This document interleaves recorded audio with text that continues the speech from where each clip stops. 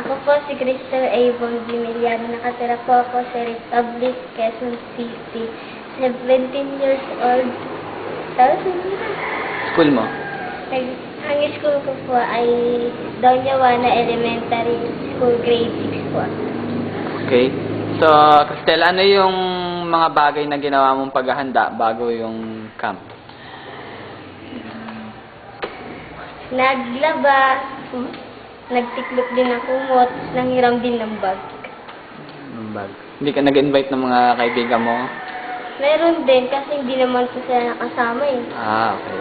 So, yung nandun sa bus hanggang...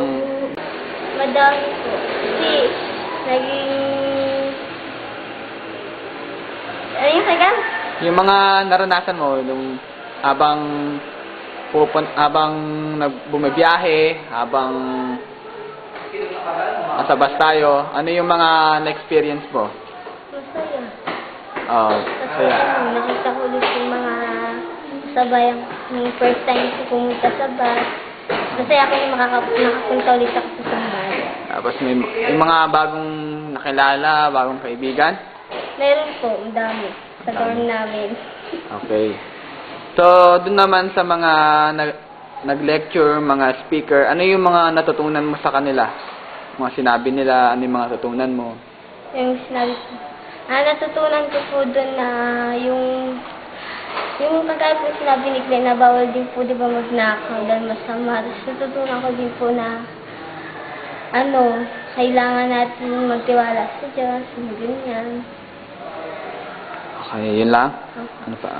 Sige. Ano yun naman yung sa tingin mo na bagay na nagbago sa'yo, yung pag-uugali mo, yung sa'yo, sa sarili mo, ano sa tingin mo yung naging pagbabago dahil dun sa camp na naatinan mo? Hindi na ako ngayon, hindi ko na inaaway mga kapatid ko, tapos si mama konti-konti hindi ko na siya nasasagot. Okay. So, ano naman yung gusto mong sabihin o gusto mong ipagpasalamat sa mga taong nag-sponsor para makasama doon sa camp? Nagpapasalamat po ako sa kanila kasi kundi po dahil sa kanila hindi po ako makakapunta sa Sambales. Tapos di ko ulit po makikita yung mga iba kong kaibigan na sumama po ulit. Yun lang? Opo. Okay.